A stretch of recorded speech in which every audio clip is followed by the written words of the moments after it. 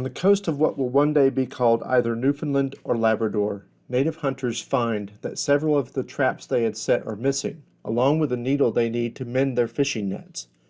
In the place where these items had been is a smoothly polished upright timber crossed near the top by a second piece of wood, from which hangs the carved effigy of a bleeding man. Flanking this remarkable construction are two other poles from which pieces of some woven substance flap in the breeze. One is white with two strips of red, mimicking the shape of the crossed timbers. The other bears an image of a four-footed, two-winged beast holding something in its paw. The hunters puzzle over two things left on the ground. One is clearly recognizable to them as a fishhook. The other has a sharp edge and a chunky shape. Both are made of a black substance covered with patches of reddish powder. The largest item is picked up by one of the hunters who will, when he gets home, use stone tools to pound it into several small amulets, most of which he will give to his village headman. Over the next few years, the headman will redistribute them to honored visitors who will carry them to their homes far in the continental interior. Somewhere near the mid-Atlantic coast, an old woman hides in the woods with her daughter and several grandchildren.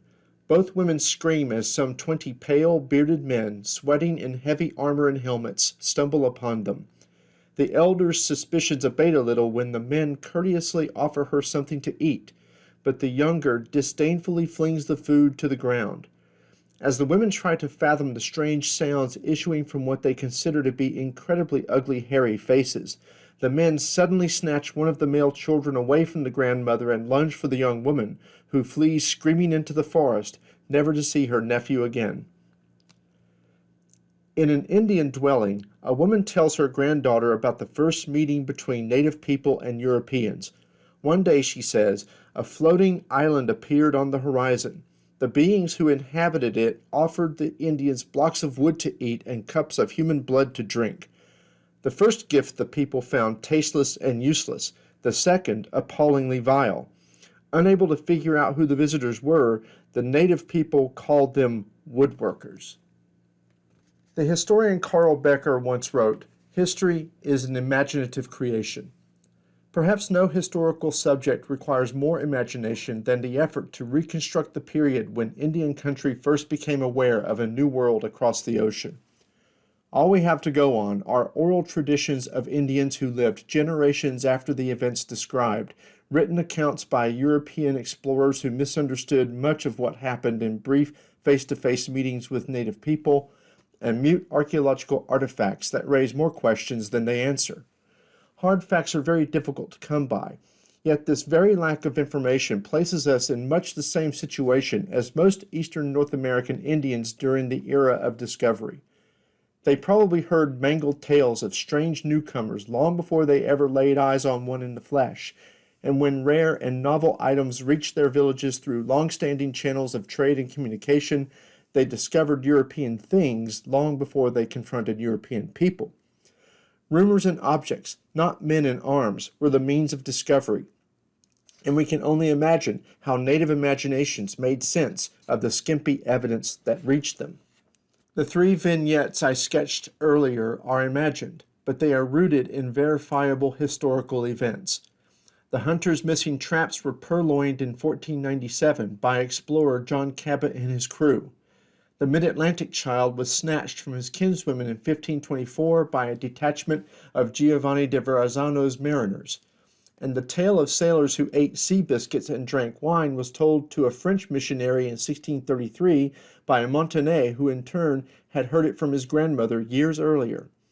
This much we know from surviving documents, which also explain the nature of what the Europeans left behind and took with them. Cabot's crucifix and flags were sacred symbols that laid legal claim to the land for, respectively, his god, whose son was portrayed dying on the wooden cross, his English sponsors, whose patron, St. George, was evoked on the kingdom's white banner by a red cruciform, and his home republic of Venice, whose patron, St. Mark, was represented on its flag by a winged lion bearing a book of the gospel. To convince his royal sponsor, Henry VII of England, that a land in which he did not see any person was indeed populated, Cabot collected certain snares which had been set to catch game, along with a large red-painted wooden needle for making nets. Similarly, Verrazzano justified taking a child from the old woman to bring into France in terms of his need to bring his sponsor, King Francis I, living proof of his exploits and a potential interpreter to aid future travelers. Documentary evidence illuminates the European cast of characters, yet only imagination can put Indians in the foreground of these scenes. There is no proof that Cabot's men, largely fishermen from Bristol, dropped a fishhook or broke a rusty iron axe as they erected their crucifix and flags, or that the items they left behind were found and reprocessed in the way we have envisioned. Nonetheless, these things might have happened because artifacts that archaeologists have unearthed from sites scattered across eastern North America attest to similar chains of events on subsequent occasions. Similarly, there is no record of what happened to Cabot's crucifix and flags. Yet we know that if the Indians who owned the missing snares and needle had come upon them, they would not have found the idea of symbolic memorials to important events unfamiliar. Northeastern native people sketched elaborate pictographs in their houses or on the bark of living trees to record the success of war parties, hunting expeditions, and other exploits, and they carved images that they either raised on poles or affixed near the entrances to their houses. Still, what might these particular oddly wrought symbols have meant to them? And on what rumors or personal experience did the young mid-Atlantic woman base her distrust of Verrazzano's men, a distrust so richly confirmed by her narrow escape and the disappearance of what we presume was her nephew? And why, years later, did sea biscuits and wine, of all possible commodities, figure so prominently in a tale told not just in the one Montagnais house, but widely among various peoples of eastern North America? Generations later was the grandmother, who by then knew perfectly well what ships, biscuits, wine, and Holy Communion were, chuckling at the confused efforts of her ancestors to incorporate novel things into such familiar categories as islands, wood, and blood. While Professor Becker emphasized that history is a recreation of an otherwise inaccessible past, E.L. Doctorow went further in asserting that history is the present. That's why every generation writes it anew. But what most people think of as history is its end product, myth. Let us keep this in mind as we proceed. Historically, the East, not the West, attracted Europeans. Europeans first ventured across the Atlantic about the year 1000, when Norsemen built a small fishing village at Lanso Meadows on the tip of Newfoundland that lasted for about 10 years. When the world's climate cooled, ice choked the North Atlantic and the Norse left. Not only were the Vikings in the Western Hemisphere long before Columbus, so also it is thought were some 13th century Japanese explorers who may have reconnoitered the Aleutian Islands off Alaska, leading them to sail along the Pacific Northwest coast, possibly as far as Vancouver Island. Chinese mariners are believed to have done much the same in the early 15th century, but the evidence for East Asian discovery of America is scant and fragmentary.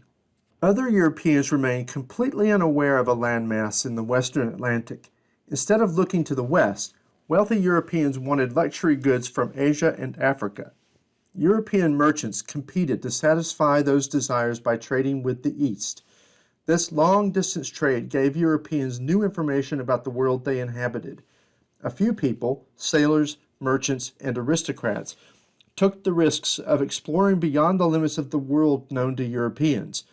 Those risks could be deadly, but sometimes they paid off with new information, new experiences, and new opportunities.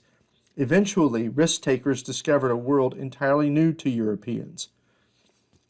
From the 12th through the 15th centuries, Mediterranean trade routes funneled spices, silk, carpets, ivory, and gold into continental Europe from Persia, Asia Minor, India, and Africa. The Italian cities of Venice, Genoa, and Pisa dominated this lucrative trade. Italian merchants and bankers became rich and fiercely defended their near monopoly of the trade in Eastern luxuries. The satisfying profits of the Mediterranean trade offered merchants few incentives to look for alternatives. They had no desire to seek new routes to the east or to discover new lands. Changes in European societies encouraged some people to undertake unusual risks. In the mid-14th century, an epidemic of bubonic plague, the Black Death as it was called, killed at least a third of the European population. This catastrophe had major long-term consequences. It drastically reduced the population, making Europe's limited food supply more plentiful for survivors. Many survivors also inherited property from plague victims, giving them new chances for a better life. Understandably, most Europeans saw the world as a place of alarming risks. The delicate balance of health, harvests, and peace could quickly be tipped toward disaster by epidemics, famine, and violence. Most people protected themselves from the constant threat of calamity by living amid kinfolk and friends, by maintaining good relations with the rich and powerful, and by worshiping the supernatural. But the insecurities and uncertainties of 15th century European life also encouraged a few to take greater risks, such as embarking on dangerous sea voyages through uncharted waters to points unknown. In European societies, exploration voyages promised fame and fortune to those who succeeded, whether they were kings or commoners. Monarchs such as Isabella of Castile and Ferdinand of Aragon sponsored exploration to enlarge their realms and enrich their dynasties. More territory meant more subjects who could pay more taxes, provide more soldiers, and participate in more commerce, magnifying the monarch's power and prestige. Voyages of exploration also could stabilize the monarch's rule by diverting ambitious and disruptive noblemen toward distant lands. Some explorers were commoners who hoped for elevation to the aristocracy as a reward for their daring exploits. Scientific and technological advances also helped set the stage for exploration. The invention of movable type by Johannes Gutenberg around 1450 in Germany made printing easier and cheaper. Print enormously expanded the diffusion of all kinds of information among literate Europeans. By 1400, crucial navigational aids employed by maritime explorers were already available. Compasses, hourglasses, the Astrolabe quadrant, which helped determine latitude, the distance north or south of the equator, as well as triangular lateen sails for ships. Many people throughout 15th century Europe knew about such technological advances, but the Portuguese were the first to use them in a campaign to sail beyond the limits of the world known to Europeans. With only 2% of the population of Christian Europe, Portugal devoted far more energy and wealth to the geographic exploration of the world between 1415 and 1460 than all other European countries combined. As a Christian kingdom, Portugal cooperated with the Spanish states in the Reconquista, the centuries-long drive to expel the Muslims from the Iberian Peninsula. The religious zeal that propelled the Reconquista also justified expansion into what the Portuguese considered heathen lands. A key victory came in 1415, when Portuguese forces conquered Ceuta, the Muslim bastion at the mouth of the Strait of Gibraltar, which gave Portugal access to the Atlantic coast of Africa. Prince Henry the Navigator, son of the Portuguese king, was the most influential advocate of Portuguese exploration. From 1415 until his death in 1460, Henry collected the latest information about sailing techniques and geography, supported new crusades against the Muslims, sought fresh sources of trade to fatten Portuguese pocketbooks, and pushed explorers to go even farther. Expeditions to Africa promised to capture wheat fields from their Moroccan owners and to obtain gold, which had become scarce because of expanding commerce within Europe and because of the Mediterranean trade's exchange of European gold for Eastern luxuries. Neither the Portuguese nor anybody else in Europe knew the immensity of Africa, whose Atlantic coastline stretched for more than 7,000 miles. At first, Portuguese explorers cautiously hugged the Atlantic coast of Africa, seldom venturing beyond sight of land. By 1434, they reached the northern edge of the Sahara Desert, where they learned to ride strong westerly currents that carried them far out to sea until they caught favorable easterly winds that turned them back toward land and allowed them to reach Cape Verde by 1444. The Portuguese developed the caravel to stow the supplies necessary for long sea voyages and to withstand the battering of waves in the open ocean. Fast, sturdy caravels became explorers' preferred ships. In caravels, Portuguese mariners sailed into and around the Gulf of Guinea and as far south as the Congo by 1480.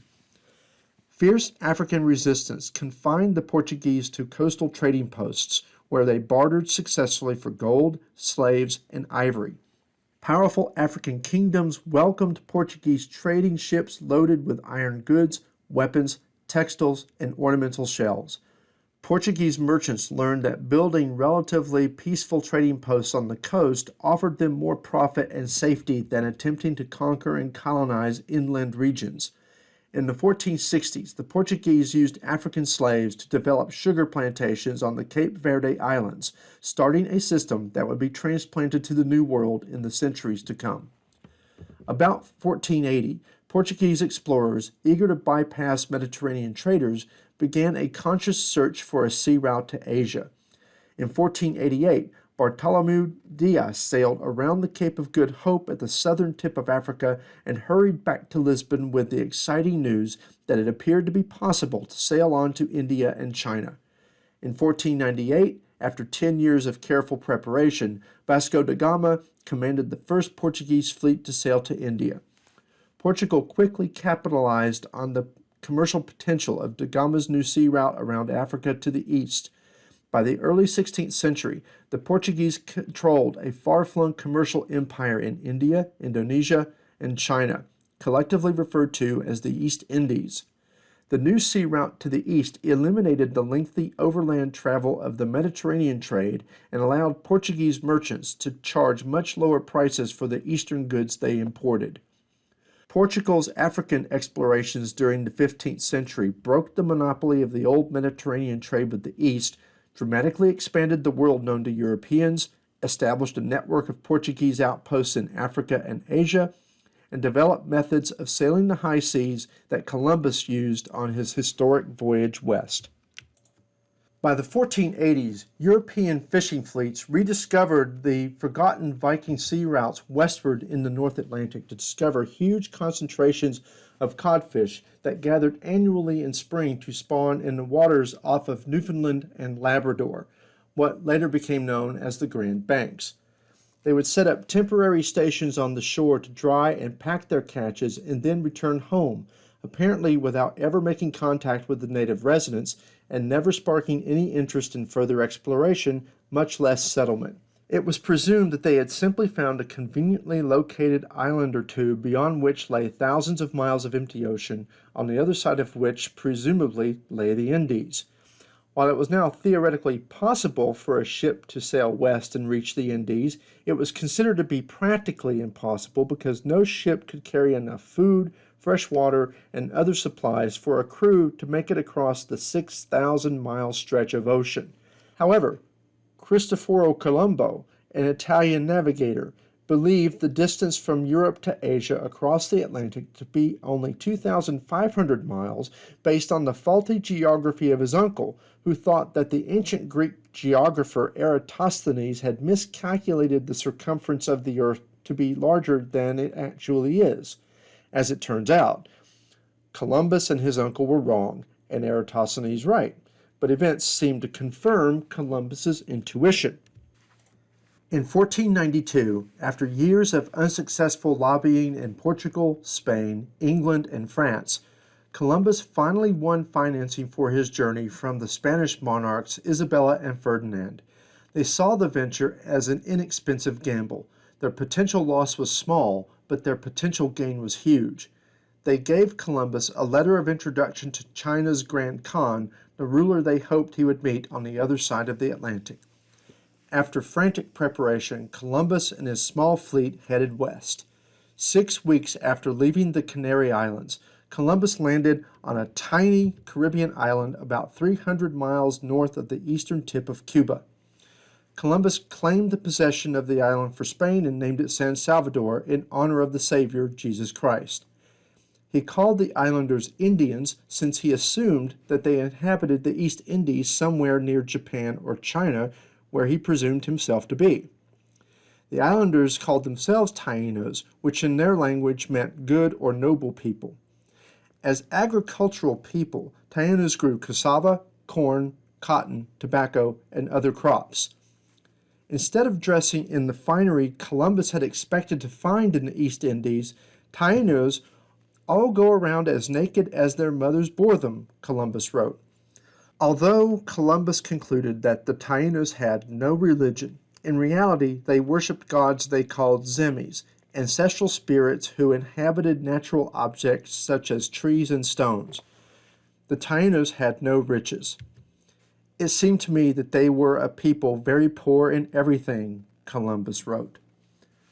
What Taínos thought about Columbus and his sailors we can only surmise, since they left no written documents. The confused communication between Spaniards and Taínos suggests how strange each group seemed to the other.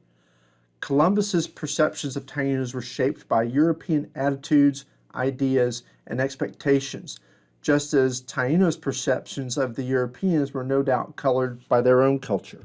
Summing up the Taínos, Columbus concluded that these impoverished people without a religion should be good and intelligent servants, and I believe that they would become Christians very easily. Columbus and his men understood perfectly that they had made a momentous discovery. In 1493, when Queen Isabella and King Ferdinand learned Columbus's news, they were overjoyed. With a voyage that lasted barely 8 months, Columbus catapulted Spain into a serious challenger to Portugal, whose explorers had not yet sailed to India or China. The Spanish monarchs elevated Columbus to the nobility with the title Admiral of the Ocean Sea. The 7 Taínos he kidnapped and brought to Spain were baptized as Christians. King Ferdinand served as their godfather. The Spanish monarchs rushed to obtain the Pope's support for their claim to the new lands in the West. When the Pope, a Spaniard, agreed, the Portuguese feared that their own claims to recently discovered territories were in jeopardy. To protect their claims, the Portuguese and Spanish monarchs negotiated the Treaty of Tordesillas in 1494. The treaty drew an imaginary line 1,100 miles west of the Canary Islands. Land discovered west of the line, namely the islands that Columbus discovered and any additional land that might be found, belonged to Spain. Portugal claimed land to the east, namely its African and East Indian trading empire. The people who inhabited the lands on both sides of the line were not consulted about the treaty. A second treaty was signed in 1498, which moved the line 200 miles westward and giving Portugal more of what is now Brazil. Isabella and Ferdinand moved quickly to realize the promise of their new claims. In the fall of 1493, they sent Columbus west once again, this time with a fleet of 17 ships and more than 1,000 men who planned to locate the Asian mainland, find gold, and get rich. Before Columbus died in 1506, he returned to the New World 2 more times, without giving up his belief that the East Indies were there somewhere. Other explorers continued to search for a passage to the east or some other source of profit. Before long, however, prospects of beating the Portuguese to Asia began to dim, along with the hope of finding piles of gold. Still, Columbus's discoveries forced 16th century Europeans to think about the world in new ways. He proved it was possible to sail from Europe to the western rim of the Atlantic and return to Europe. Most importantly, the Columbus voyages demonstrated that lands and peoples entirely unknown to Europeans existed across the Atlantic. Within 30 years of Columbus's initial discovery, Europeans' understanding of world geography underwent a revolution. An elite of perhaps 20,000 people with access to Europe's royal courts and trading centers learned the exciting news about global geography. It took another generation of additional exploration before they could comprehend the larger contours of these new discoveries. European monarchs hurried to stake their claims to the newly discovered lands. In 1497, King Henry VII of England sent John Cabot to look for the Northwest Passage to the Indies across the North Atlantic. Cabot reached the tip of Newfoundland, which he believed was part of Asia, left behind the artifacts presumably found by the Indians mentioned earlier, and then hurried back to England, where he assembled a small fleet and sailed west again in 1498, but he was never heard from again. 3,000 miles to the south, a Spanish expedition landed on the northern coast of South America in 1499, accompanied by Amerigo Vespucci, an Italian businessman. In 1500, Pedro Alvarez Cabral commanded a Portuguese fleet that looped westward into the Atlantic bound for the Indian Ocean, but accidentally made landfall on the east coast of Brazil. By 1500, European experts knew that several large chunks of land cluttered the western Atlantic. A few cartographers speculated that these chunks linked to one another in a landmass that was not Asia. In 1507, a German cartographer published the first map that showed the New World separate from Asia. He named the land America in honor of Amerigo Vespucci. Two additional discoveries confirmed these speculations. In 1513, Vasco Núñez de Balboa crossed the Isthmus of Panama and reached the Pacific Ocean. Clearly, more water lay between the New World and Asia. Ferdinand Magellan discovered just how much water when he led an expedition to sail around the globe in 1519. Sponsored by Spain, Magellan's voyage took him first to the New World, around the southern tip of South America, and into the Pacific. Crossing the Pacific took almost 4 months, decimating his crew with hunger and thirst. Philippine tribesmen killed Magellan, while a remnant of his expedition continued on to the Indian Ocean and managed to transport a cargo of spices back to Spain in 1522. In most ways, Magellan's voyage was a disaster. One ship and 18 men crawled back from an expedition that began with 5 ships and more than 250 men. But the geographic information Magellan provided left no doubt that America was a continent separated from Asia by the enormous Pacific Ocean. Magellan's voyage made it clear that it was possible to sail west to reach the East Indies, but that was a terrible way to go. After Magellan, most Europeans who sailed west set their sights on the New World, not on Asia. In 1493, Columbus made his second voyage to Hispaniola, an island now divided between Haiti and the Dominican Republic. This time his purpose was colonization of the lands he had quote-unquote discovered. He took with him 17 ships, more than 1,000 settlers, and a cargo that included horses, pigs, cattle, sheep, goats, chickens, dogs, seeds, cuttings for fruit trees, wheat, and sugarcane.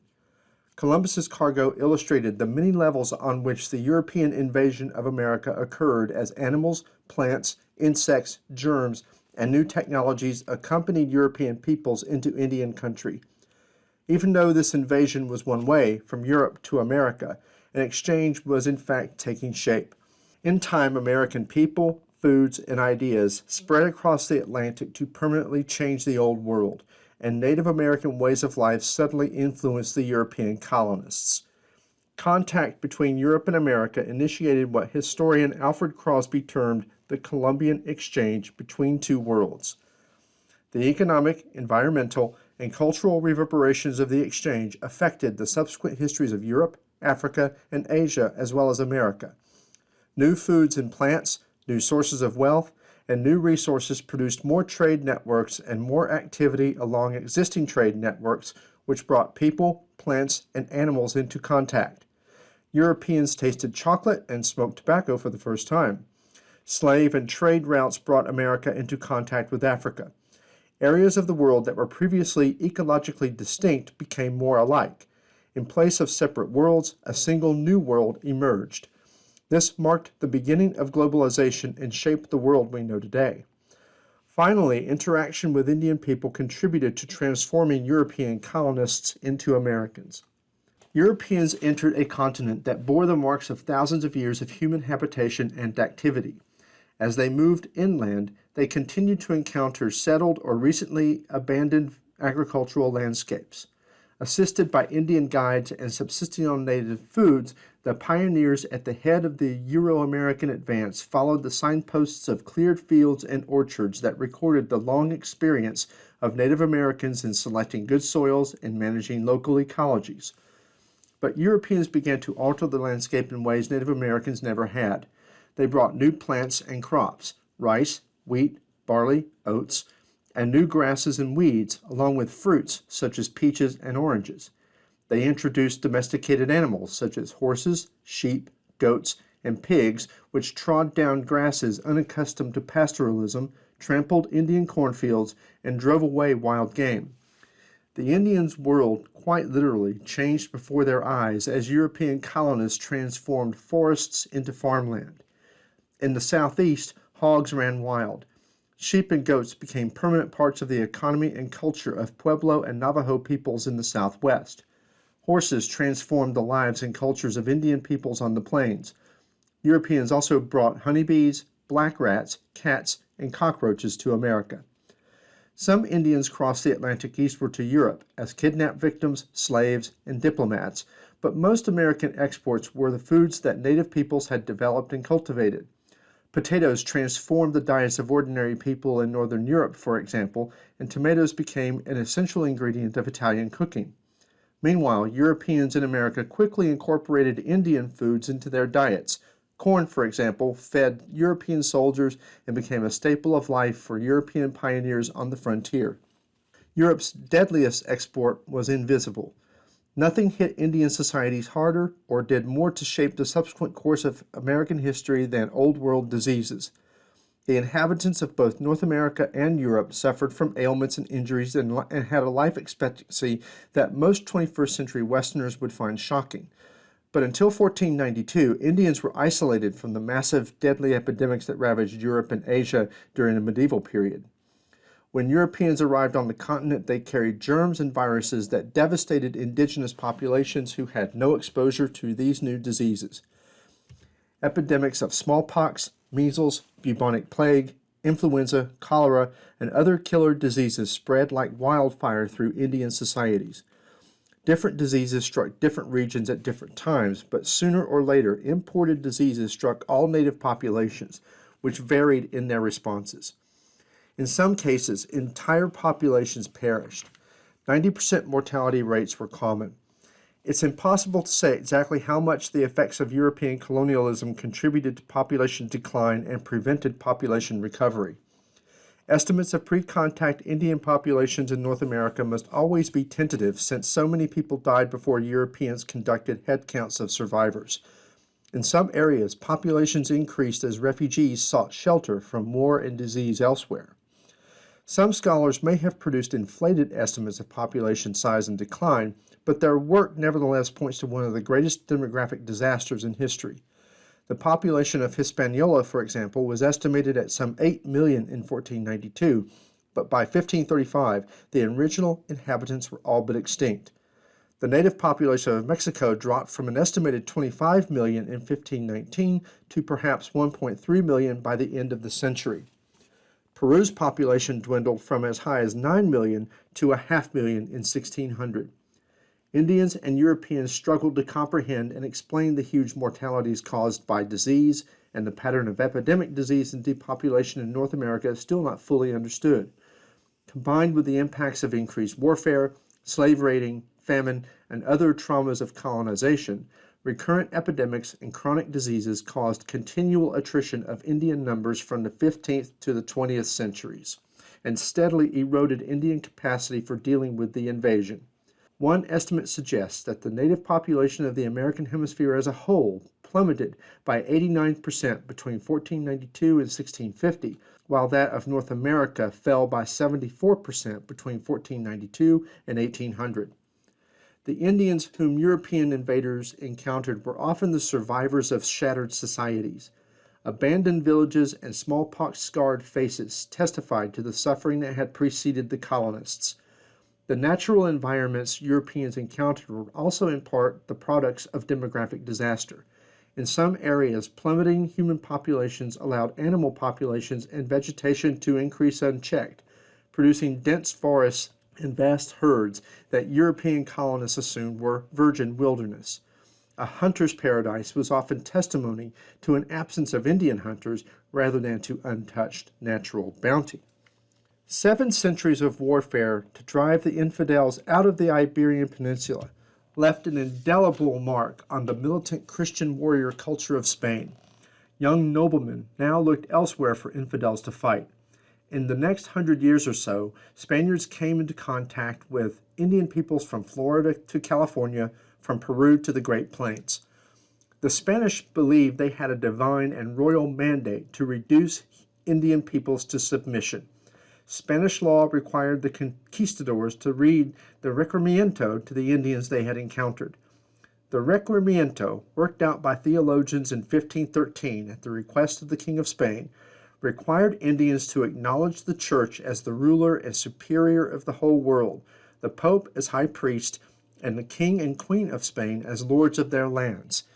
If they did so, the Spaniards would receive you in all love and charity, leave you, your wives, and your children, and your lands free without servitude, and not compel you to turn Christians. But, the document continued, if you do not do this, and wickedly and intentionally delay to do so, I certify to you that, with the help of God, we shall forcibly enter into your country, and shall make war against you in all ways and manners that we can, and shall subject you to the yoke and obedience of the Church and of their highnesses.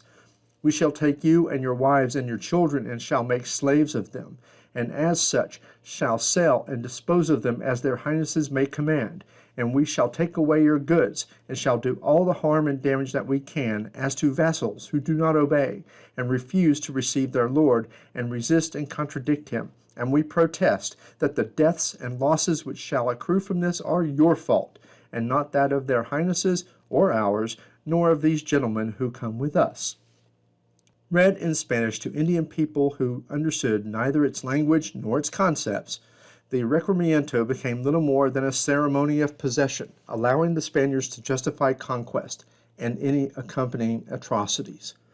The Spaniards also had settlements in the Caribbean, especially on Cuba and Hispaniola before 1520. Despite mass enslavements of the native populations, these colonies did not produce the wealth the colonizers had hoped for. Legends and reports of great riches on the mainland attracted Spanish attention and ambitions, and in the next 30 years, Spanish forces penetrated as far as Mexico and the central plateau of the Andes. There they found the gold and silver they sought. They plundered and destroyed the civilizations they encountered and forced Indian slaves to work in silver mines. Driven by militant Christianity and a relentless search for precious metals, the Spanish invaders took possession of the most densely populated areas of the Americas, thereby establishing the first European land empire overseas. In 1519, the Aztecs of central Mexico began to hear strange reports of white men wearing armor and riding animals. The news followed a series of bad omens and portents of disaster. Aztec life revolved around cyclical rituals based on a solar year of 18 months. The end of a cycle was regarded as a time of great peril. Around 1507, a major cycle of the Aztec calendar had come to an end. 15 years later, the Aztec Empire lay in ruins. The conqueror was Hernán Cortés, who landed near Veracruz in 1519 with a force of only 508 men, grounded his ships, and marched inland. The Spaniards were entering a complex and highly structured civilization whose impressive cities left the invaders in wonderment. The Mexica and other tribes whom the Spaniards designated the Aztecs were only the most recent in a series of ruling peoples in the area. Invading from the north, they had achieved ascendancy relatively recently, in the 15th century, and exacted tribute and labor from subject peoples over a wide area. The Aztec emperor headed a society rigidly divided by castes, attuned to the predictions of priests, and dependent on human sacrifice as the key to ensuring agricultural fertility and the daily return of the sun. Efficiently irrigated fields produced crops of maize, tobacco, and tomatoes, all unknown in Europe at that time, and pyramid-shaped temples dominated the large plazas of Aztec towns. Their capital, Tenochtitlan, on the present-day site of Mexico City, housed more than 200,000 people, making it several times the size of most European capitals at the time. Then, as now, Mexico City was one of the largest cities in the world. Boldly marching through the jungle to the high plateau of central Mexico, the Spaniards won over the outlying towns as tribes eager to throw off Aztec rule joined them. It was a pattern repeated throughout Mesoamerica as native allies participated in conquests that would not have been possible without them. Communication with the Indians was aided by an Aztec woman who could speak both Mayan and Nahuatl, the language of the Aztecs. and whom the Spaniards called Doña Marina. She served as Cortez's mistress and interpreter, one of the first of many people to serve as a culture broker between Indians and Europeans. Hearing advance warning of their arrival, the Aztec Emperor Moctezuma sent gifts to the invaders and allowed them to enter Tenochtitlan. In return, Cortez seized Moctezuma and held him hostage in his own palace. In 1520, after a tenuous peace, Spanish cruelties and the desecration of temples finally produced a furious Aztec counter-assault. Moctezuma was killed by disaffected Aztecs, and Cortez had to fight his way out of the city. The Spaniards lost a third of their men, but regrouped for another attack. Meanwhile, a massive smallpox epidemic broke out in Tenochtitlan. It lasted for 70 days, according to a native text, striking everywhere in the city and killing a vast number of people. The epidemic killed Moctezuma's brother, who had spearheaded the Aztec resistance. Strengthened by allies from the coastal tribes and by Spanish reinforcements from Cuba, Cortez's troops looted and destroyed Tenochtitlan in 1521. A year later, Cortez was appointed Captain General of New Spain. Bernal Diaz, a young foot soldier in the invasion, wrote a lengthy account of the conquest in his old age. He recalled the march inland, the awe with which the Spaniards viewed island cities built in the water, the long causeway leading straight for Tenochtitlan, rich orchards and gardens. Contemporaries and many later historians saw the rapid and total collapse of the Aztec Empire as evidence of European superiority over native people.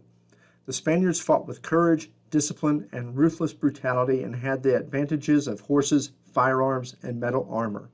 The Aztecs were unable to sustain, or even perhaps to understand, the kind of prolonged campaign mounted by Spaniards who, driven by a single-minded faith in their mission and a lust for gold, laid siege to cities and starved and killed whole populations. But there were major internal reasons for the collapse of the highly structured Aztec Empire.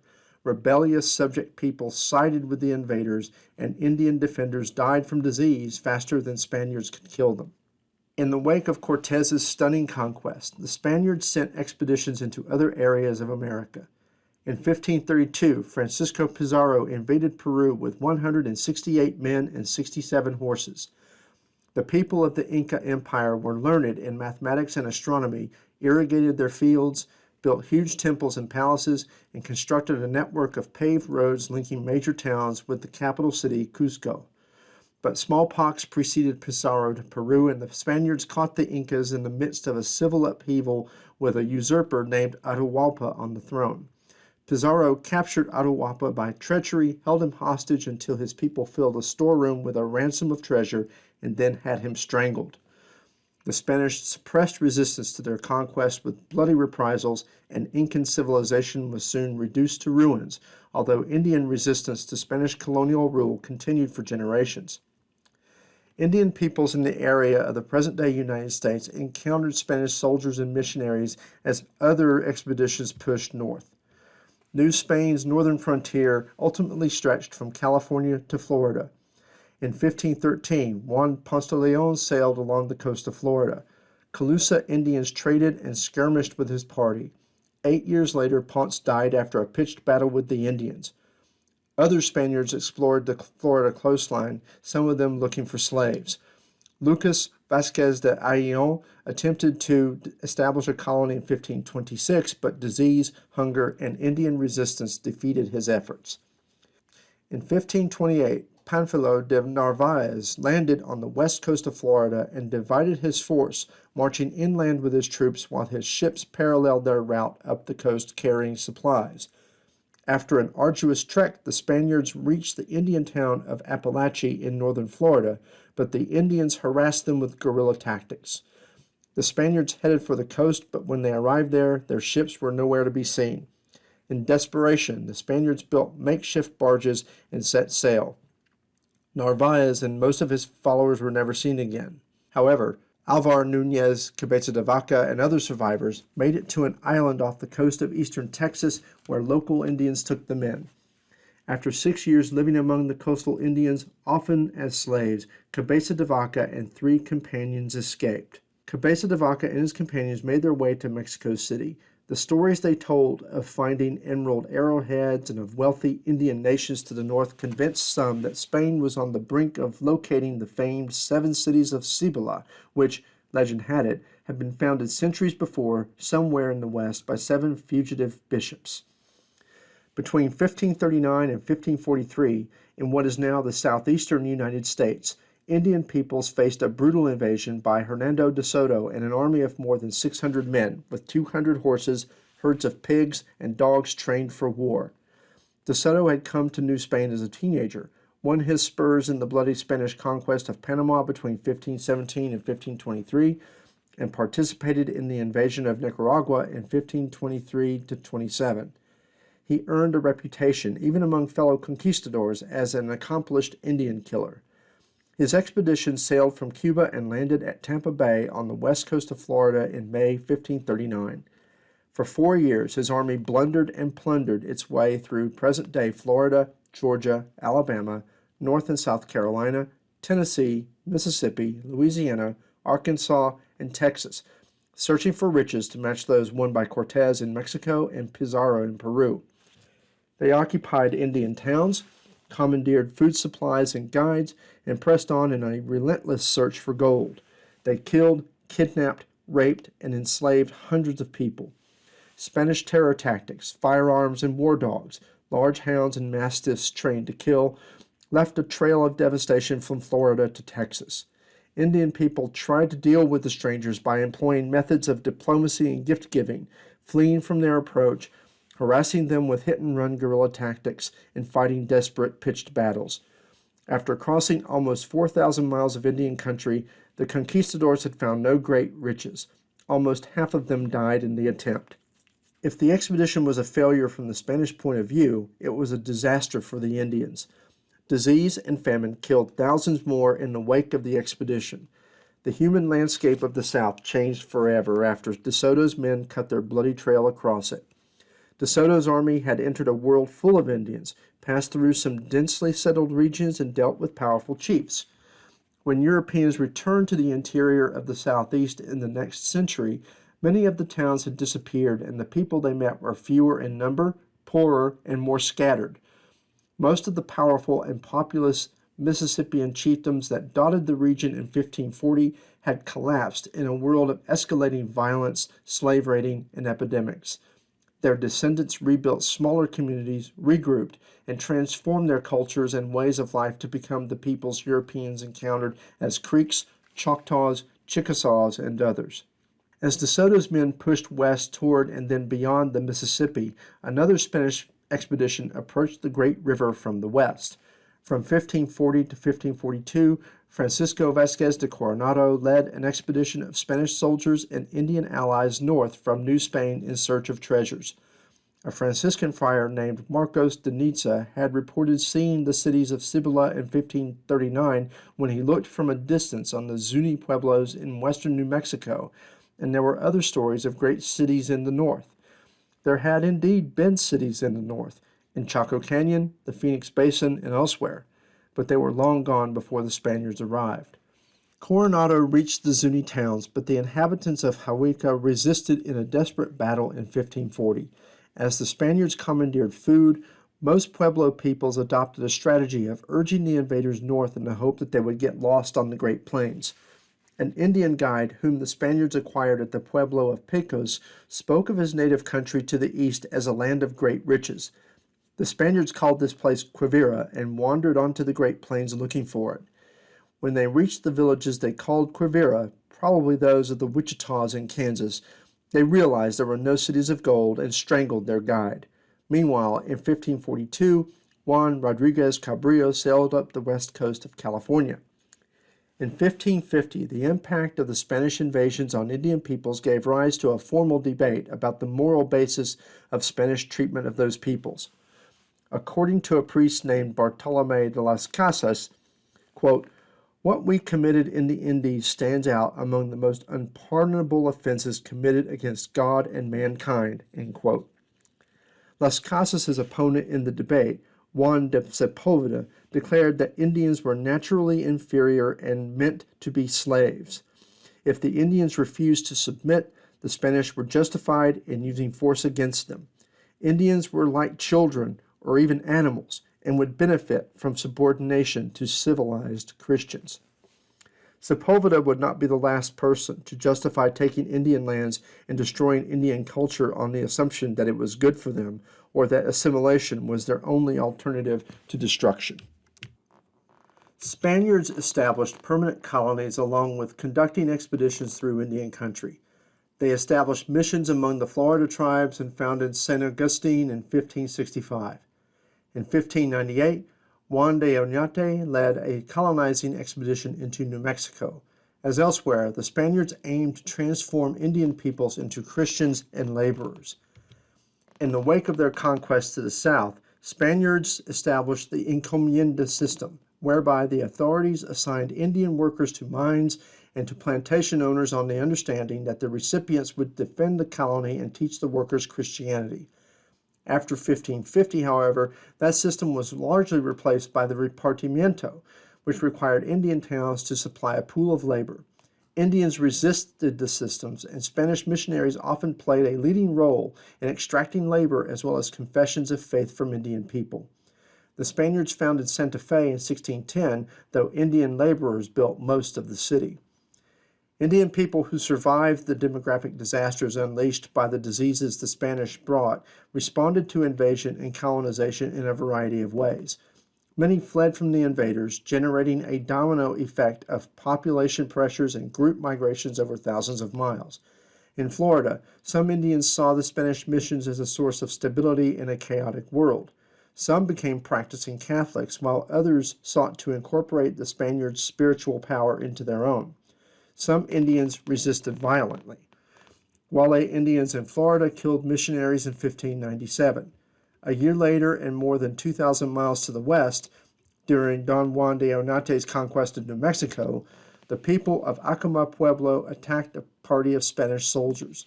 Oñate retaliated by dispatching troops who climbed to the top of the mesa where Acoma sat, turned cannons on the inhabitants, and killed as many as 800 people. The Spaniards put the survivors on trial and made an example of them. Males over the age of 25 were sentenced to have 1 foot cut off. Women over 12 years of age were sentenced to 20 years of servitude. Children under 12 were placed in the care of missionaries to be raised as Christians and as slaves. Franciscan friars among the pueblos forbade dancing and ceremonies and even raided kivas to confiscate religious objects. They demanded that Pueblo people change their attitudes towards sex. What Pueblo men and women regarded as a natural, life-affirming, and perhaps even sacred act that united male and female, missionaries taught was a sin of the flesh. Pueblo women traditionally enjoyed considerable influence as a result of their control of the household, their production of corn, and their fertility. The patriarchal Catholic Church sought to undermine female influence and rights in Pueblo communities. Pueblo people resisted in subtle ways. They accommodated the Spanish presence and adopted some of the outward forms of Catholicism, but kept Spanish missionaries at arm's length, preserving their religion underground in the kivas. Missionaries were unable to stamp out traditional beliefs and rituals, even among Pueblos who participated in Catholic services. Friars did not supplant local religious leaders and medicine men. Kivas and village plazas, not churches and mission compounds, remained the focus of village life. The practice of coerced labor in New Spain grew directly out of Spaniards' assumption that they were superior to Indians. As one missionary put it, Indians, quote, are more stupid than asses and refuse to improve in anything, end quote. Therefore, most Spaniards assumed Indians' labor should be organized by and for their conquerors. Spaniards seldom hesitated to use violence to punish and intimidate recalcitrant Indians. Encomienda engendered 2 groups of influential critics. A few missionaries were horrified at the brutal mistreatment of Indians. What will they think about the God of the Christians, Friar Bartolome de las Casas asked, when they see their friends with their heads split, their hands amputated, their intestines torn open? Would they want to come to Christ's sheepfold after their homes had been destroyed, their children imprisoned, their wives raped, their cities devastated, their maidens deflowered, and their provinces laid waste? Unlike most Spaniards, Las Casas believed that Indians, are by nature of very subtle, lively, clear, and most capable understanding, end quote. While he and other outspoken missionaries softened few hearts among the encomenderos, they won some sympathy for Indians from the Spanish monarchy and royal bureaucracy. The Spanish monarchy moved to abolish encomienda in an effort to replace swashbuckling old conquistadors with royal bureaucrats as the rulers of New Spain. The replacement of the encomienda system with the repartimiento, however, did not challenge the principle of forced labor, nor did it prevent encomenderos from continuing to cheat, mistreat, and overwork their Indians, many of whom were put to work in silver mines. Mining was grueling and dangerous work. One Spaniard claimed that 10 Indians died for every peso earned in the mines, which was an exaggeration. But the mines were deadly for Indians and fabulously profitable for Spaniards. During the entire 16th century, precious metal exports from New Spain to Spain were worth 25 times more than the next most important export, leather hides. During the century after 1492, about 225,000 Spaniards settled in the colonies. Virtually all of them were poor young men of non-noble lineage who came directly from Spain. Laborers and artisans made up the largest proportion, but soldiers and sailors were also numerous. Men vastly outnumbered women. The gender and number of Spanish settlers shaped two fundamental features of the society of New Spain. First, Europeans never made up more than 1 or 2% of the total population. Although Spaniards ruled New Spain, the population was almost entirely Indian. Second, the shortage of Spanish women meant that Spanish men frequently married Indian women or used them as concubines. As a Spanish merchant in Mexico City wrote to a relative in Castile, quote, "Though there in Spain it might shock you that I have married an Indian woman, here one loses nothing of his honor," end quote. The relatively few women from Spain usually married Spanish men, contributing to a tiny elite defined by European origins. The small number of Spaniards, the masses of Indians, and the frequency of intermarriage created a steep social hierarchy defined by perceptions of national origin and race. Natives of Spain, peninsulares, people born on the Iberian Peninsula, enjoyed the highest social status in New Spain. Below them, but still within the white elite, were Creoles, the children born in the New World to Spanish men and women. Together, Peninsulares and Creoles made up barely 1 or 2% of the population. Below them on the social pyramid was a larger group of mestizos, the offspring of Spanish men and Indian women, who accounted for 4 or 5% of the population. Some mestizos worked as artisans and labor overseers and lived well, and a few rose into the ranks of the elite, especially if their Indian ancestry was not obvious from their skin color. Most mestizos, however, were lumped with Indians, the enormous bottom slab of the social pyramid. The Society of New Spain established a pattern that would shape other European colonies in the New World, a steep social pyramid stratified by social origin and race. All Europeans of whatever social origin considered themselves superior to all Native Americans. In New Spain, they were a dominant minority in both power and status. By 1560, the major centers of Indian civilization had been conquered, their leaders overthrown, their religion held in contempt, and their people forced to work for the Spaniards. Profound demoralization pervaded Indian societies. A Mexican poet wrote, "Nothing but flowers and songs of sorrow are left in Mexico. Where once we saw warriors and wise men, we are crushed to the ground. We lie in ruins. There is nothing but grief and suffering in Mexico." A Mayan Indian recalled that when sickness struck his village, quote, "the dogs and vultures devoured the bodies. The mortality was terrible. So it was that we became orphans. We were born to die," end quote. For most Indians, New Spain was a graveyard. For Spaniards, Indian deaths meant that the most valuable resource of New Spain, Indian labor, dwindled rapidly. By the last quarter of the 16th century, Spanish colonists began to import African slaves. Some Africans had come to Mexico with the conquistadors. In the years before 1550, while Indian labor was still adequate, only 15,000 slaves were imported from Africa. The relatively high cost of African slaves kept imports low, totaling approximately 36,000 from 1550 to the end of the century. During the 16th century, New Spain continued to rely primarily on the coerced labor of a shrinking number of Indians. The Atlantic slave trade began not as part of any European ambition to colonize Africa, but rather as an experiment to utilize an alternative labor force in the Americas. American Indians proved to be an insufficient slave labor force because mortality from diseases kept dwindling their population, their knowledge of the landscape facilitated an ability to successfully run away, and there was too much coordinated resistance. Spanish and Portuguese elites could not entice or force their lower classes to immigrate to the Americas for two reasons. Firstly, Iberian societies were still structured according to the feudal system, and so millions of peasants supported a delicate socio-economic organization and could not be spared for transport across the Atlantic. Secondly, those who traveled from Europe to subtropical and equatorial America tended to suffer an extended period of illness and weakness that the English called seasoning, as it took months and sometimes years for their bodies to adjust to the different climate. However, the need for labor at home far outweighed the need for labor in the Americas, and so first the Portuguese and then the Spanish began to purchase African slaves for transportation to the Americas. It is important to remind ourselves that Africa is not a single place, but a continent that is second only to Asia in size. As this map shows, China, India, and the United States all can fit comfortably inside of Africa, with room to spare for many other highly populated countries.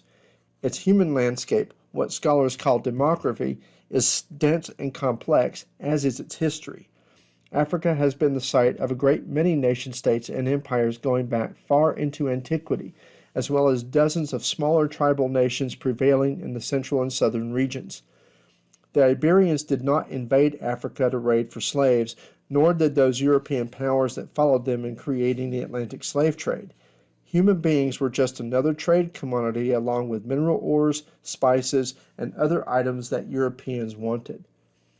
Slavery is not a phenomenon invented by Europeans or white Americans, but an atrocity in which every human society has participated at one time or another for tens of thousands of years and continues to exist to this day. The difference is that Europeans developed chattel slavery, which came to define slaves as objects almost completely stripped of their humanity, no different from animal livestock, but that did not fully develop until the 18th century. Slavery, as it was practiced in most West African societies prior to sustained contact with Western Europe, tended to fall under three categories. Punishment for debt, in which someone who failed to meet a financial obligation would be bound to their creditor for a period of time until the debt was repaid.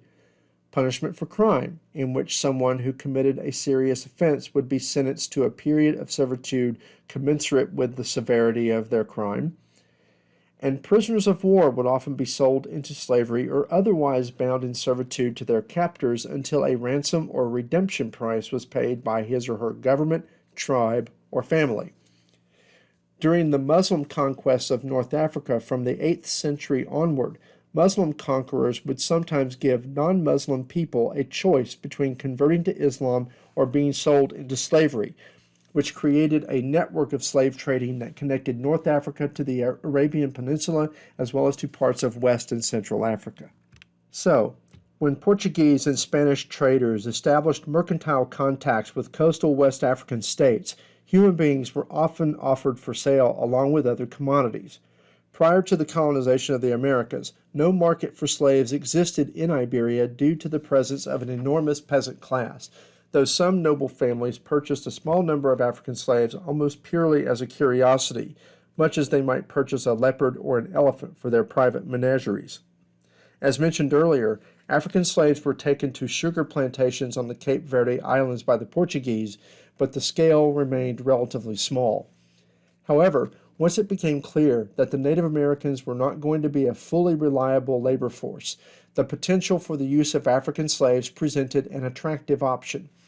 Whereas enslaving Indians cost very little, African slaves were very expensive, but already the profits from gold and silver mining and the production of sugar hinted that the expense of purchasing Africans and transporting them across the Atlantic would not significantly diminish profits for the encomenderos and open up lucrative opportunities for shippers and traders in the meantime. But don't presume that slavers descended upon West Africa and began buying huge numbers of people to cram aboard their ships right away. While the colonizers believed that subtropical and tropical Africans would adjust to the climate of New World more readily than did Europeans, they knew that the Americas were unique enough to pose other hazards, and so they initiated the Atlantic slave trade very slowly at first, only increasing their imports of Africans as it became clear that the vast majority of slaves would survive the journey over the ocean, acclimate themselves to the environment, and prove themselves capable of doing the work with a minimum of resistance. As you can see from this chart, only by the 1570s was there a significant increase in the numbers of people transported to the Americas, and the most significant increases would not occur for another century. The main reason that West Africans better endured the seasoning process than Europeans was their resistance to mosquito-borne tropical diseases such as yellow fever and malaria. But this was not merely because the slaves' homelands were roughly on the same latitude as the New World plantations, but because of a genetic trait that made them so resistant: sickle cell anemia. This is a condition that is found mainly among peoples indigenous to the equatorial zones of Africa and Asia that causes many of one's red blood cells to be misshapen into thin crescents rather than the more normal fat frisbee shape that allows them to carry oxygen to the cells throughout the body. Sickle cells are incapable of carrying oxygen, and sufferers endure a variety of health problems that often result in shortened lifespans.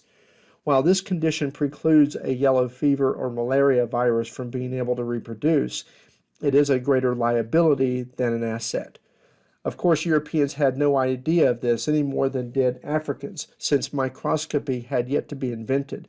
But on the whole, African slaves outperformed Indian slaves well enough to justify the Spanish and Portuguese making significant investments in building the Atlantic slave trade and further transforming the Indians' old world into a nearly unrecognizable new one. Slavers learned quickly that having a cargo hold full of people all from the same region and speaking the same language increased the chances of resistance and rebellion, and so they began to mix people up in order to prevent easy communication and coordination. Putting peoples with ethnic, national, or tribal rivalries and hatreds on the same ship proved the best, but by no means absolutely certain, preventative to coordinated resistance and rebellion. Up until this point, only Spain and Portugal were involved in the Atlantic slave trade, the other European powers not getting into it until the 17th century. But already, the demand for human beings began a process of destabilization of the geopolitical landscape of West Africa. The Spanish and Portuguese began to abuse their privileges in those places where African potentates allowed them to operate. In October 1526, King Mzinga Mbemba Afonso, King of Congo, complained in a letter to the King of Portugal that many of our subjects greatly covet the goods which your men bring in our kingdoms from Portugal. To quench this uncontrolled thirst, they kidnap many of our free black subjects, even nobles, sons of noblemen, and even our relatives. They sell them to the white men who are in our kingdom. To prevent such incidents, we have decreed that all white men buying slaves in our kingdoms, however it may happen, should first inform 3 noblemen and officers of our court to whom I entrusted this control. They will check whether the slaves are not actually free men. If they are found to be slaves, nothing will prevent anyone from having them and taking them on board.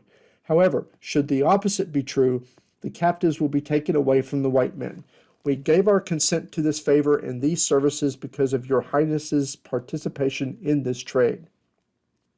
It must be emphasized that no Europeans attempted to colonize any part of Africa in the 16th century, nor did slavers raid the West African interior for slaves. The vast region of West Africa was heavily organized politically and economically, and slave trading ports on the coast were there because local governments permitted them to operate, and punished any attempts by slave traders to pull an end run around the local middlemen. However, the instability introduced by the demands of the slave trade did begin a process that steadily weakened Western and Central African states. A similar process likewise diminished American Indian power. The riches of New Spain helped make the 16th century the golden age of Spain. After Queen Isabella and King Ferdinand died, Their 16-year-old grandson became King Charles I of Spain in 1516. 3 years later, just as Cortez ventured into Mexico, King Charles became Holy Roman Emperor Charles V. His empire encompassed more territory than that of any other European monarch. He used the wealth of New Spain to promote his interests in 16th century Europe. He also sought to defend Catholic Christianity from the insurgent heresy of the Protestant Reformation.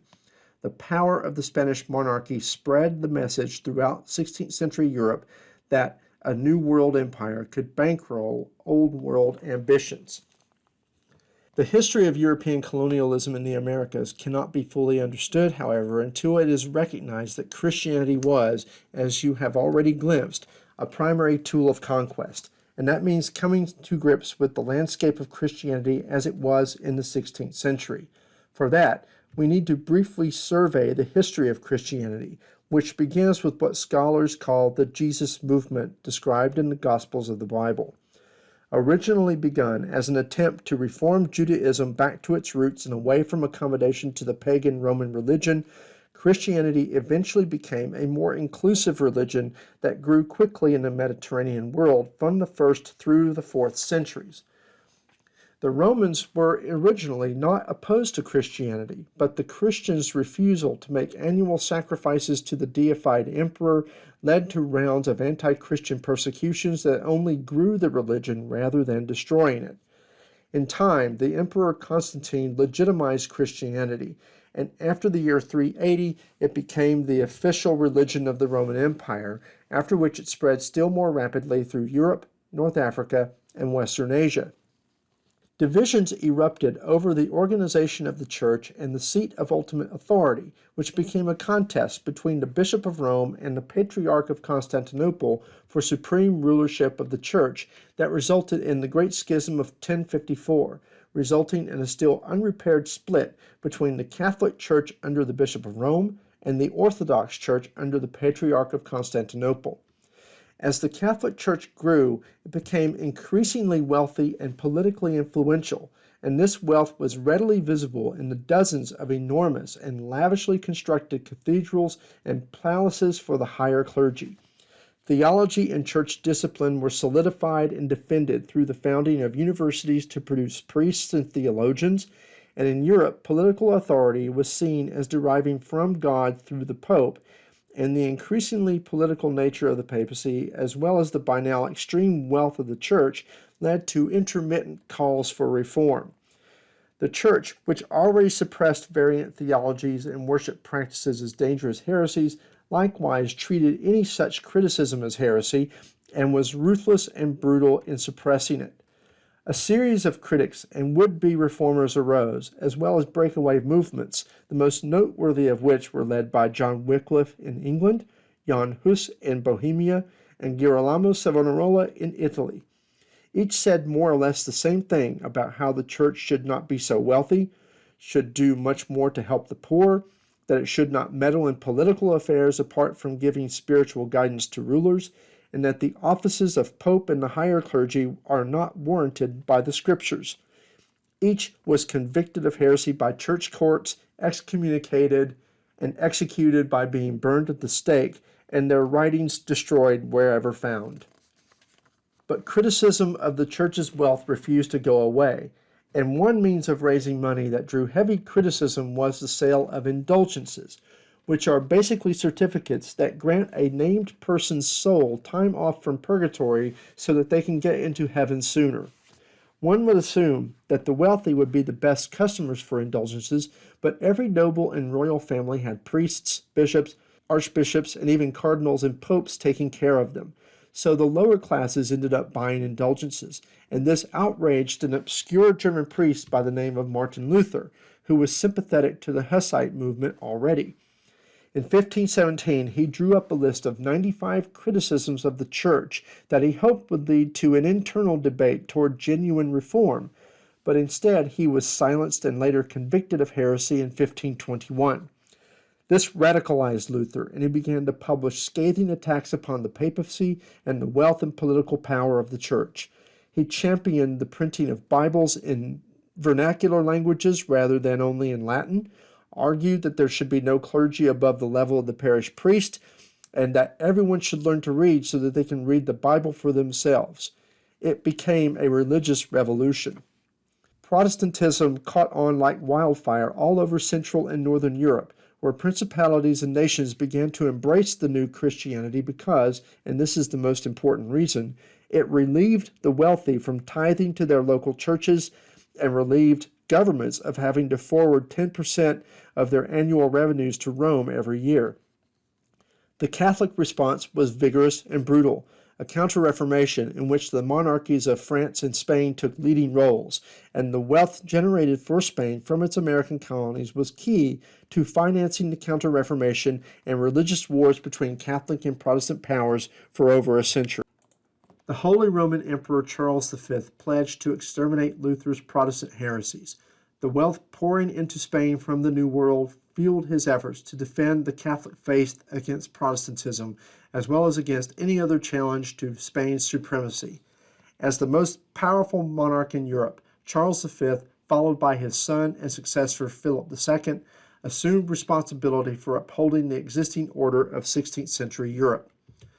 American wealth, particularly Mexican silver, fueled Spanish ambitions, but Charles V's and Philip II's expenses for constant warfare far surpassed the revenues arriving from New Spain. To help meet military expenditures, both kings raised taxes in Spain more than fivefold during the 16th century. Since the wealthy nobility were exempted from taxation, the tax burden fell mostly on poor peasants. The monarchy's ambitions impoverished the vast majority of Spain's population and brought the nation to the brink of bankruptcy. When taxes failed to produce enough revenue to fight its wars, the monarchy borrowed heavily from European bankers. By the end of the 16th century, interest payments on royal debts swallowed two-thirds of the crown's annual revenues. In retrospect, the riches from New Spain proved a short-term blessing, but a long-term curse. Most Spaniards, however, looked upon New Spain as a glorious national achievement that displayed Spain's superiority over Native Americans and other Europeans. They had added enormously to their knowledge and wealth. They had built mines, cities, Catholic churches, and even universities on the other side of the Atlantic. These military, religious, and economic achievements gave them great pride and confidence. The lessons of 16th century Spain were not lost on Spain's European rivals. Spain proudly displayed the fruits of its New World conquests. But the most exciting news about the men in these distant lands was that they could serve the interests of Europeans, as Spain has shown. With a few notable exceptions, Europeans saw the New World as a place for the expansion of European influence, a place where, as one Spaniard wrote, Europeans could, quote, give to those strange lands the form of our own, end quote. France and England tried to follow Spain's example. Both nations warred with Spain in Europe, preyed on Spanish treasure fleets, and ventured to the New World, where they too hoped to find an undiscovered passageway to the East Indies or another Mexico or Peru. In 1524, France sent Giovanni de Verrazzano to scout the Atlantic coast of North America from North Carolina to Canada, looking for a northwest passage to the East Indies. 11 years later, France probed farther north with Jacques Cartier's voyage up the St. Lawrence River. Encouraged, Cartier returned to the region with a group of settlers in 1541, but the colony they established, like the search for a northwest passage, came to nothing. English attempts to follow Spain's lead were slower but equally ill-fated. Not until 1576, almost 80 years after John Cabot's voyages, did the English try again to find a northwest passage.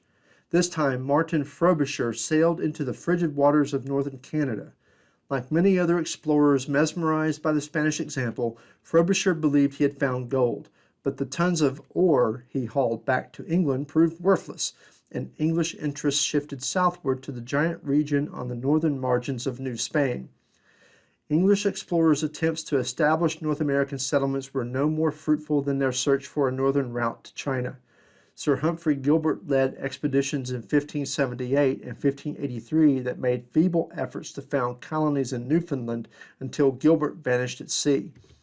Sir Walter Raleigh organized an expedition in 1585 to settle Roanoke Island off the coast of present-day North Carolina. The first group of explorers left no colonists on the island, but in 1587 Raleigh sent a contingent of more than 100 settlers to Roanoke under John White's leadership. White went back to England for supplies, and when he returned to Roanoke in 1590, the colonists had disappeared. The Roanoke colonists most likely died from a combination of natural causes and conflict with local Indians, who probably absorbed the survivors as adoptees. Neither mines nor a route to Asia turned up, and the colony was abandoned. By the end of the century, England had failed to secure a New World beachhead. The 16th century in the New World belonged to the Spaniards who employed Columbus and to the Indians who greeted him as he stepped ashore. The Portuguese, whose voyages to Africa and Asia set the stage for Columbus's voyages, won the important consolation prize of Brazil, but Spain hit the jackpot. Isabella of Spain helped initiate the Columbian Exchange between the New World and the Old, which massively benefited first Spain and later other European nations, and which continues to this day. The exchange also subjected Native Americans to the ravages of European diseases and Spanish conquest. Spanish explorers, conquistadors, and colonists forced Indians to serve the interests of Spanish settlers and the Spanish monarchy. The exchange illustrated one of the most important lessons of the 16th century. After millions of years, the Atlantic was no longer an impenetrable barrier separating the eastern and western hemispheres. After the voyages of Columbus and his successors, European sailing ships regularly bridged the Atlantic carrying people, products, diseases, and ideas from one shore to the other. No European monarch could forget the seductive lesson taught by Spain's example. The New World could vastly enrich the Old. Spain remained a New World power for almost 4 centuries, and its language, religion, culture, and institutions left a permanent imprint. By the end of the 16th century, however, other European monarchies had begun to contest Spain's dominion in Europe and to make forays into the northern fringes of Spain's New World preserve. To reap the benefits Spaniards enjoyed from their New World domain, other monarchs had to learn a difficult lesson: how to deviate from Spain's example. That discovery lay ahead. While England's rulers eyed the huge North American hinterland of New Spain, they realized that it lacked 2 main attractions of Mexico and Peru: incredible material wealth and large populations of Indians to use as workers. In the absence of gold and silver and plentiful native labor in North America, England would need to find some way to attract colonizers to a region that, compared to New Spain, did not appear very promising. During the next century, England's leaders overcame these dilemmas by developing a distinctive colonial model, one that encouraged land-hungry settlers from England and Europe to engage in agriculture with other sources of unfree labor, namely indentured servants from Europe and African slaves. There is an interesting postscript to the story of Don Juan de Oñate and the Acoma Pueblo Revolt, and that is in 1991, a New Mexico state senator wanted to build a museum dedicated to Oñate in the town of Alcalde, New Mexico, located between Santa Fe and Taos. It was a celebration of Oñate's founding of New Mexico and of Hispanic heritage in the region, and featured a large equestrian statue of Oñate in front of the museum.